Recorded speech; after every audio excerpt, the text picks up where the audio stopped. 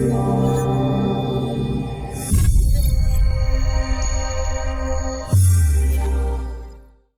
I'm Leah from Sleep Healthcare Australia, and today I'm going to show you the Lumin Sanitiser. This is a device that uses UVC light to remove bacteria from your CPAP equipment. It cleans it in a fast, safe, effective way, and it's very simple to use. All you have to do is slide out the tray. There's an inner rack where you're able to place your equipment on top so it cleans underneath. So in the morning when you finish using your CPAP mask, take one of your wipes to give it a wipe over.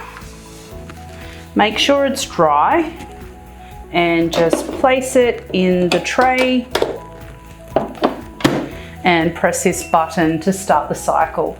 So the cycle takes 5 minutes. Once this is finished, you can also use it to clean your humidity chamber and also your CPAP tube.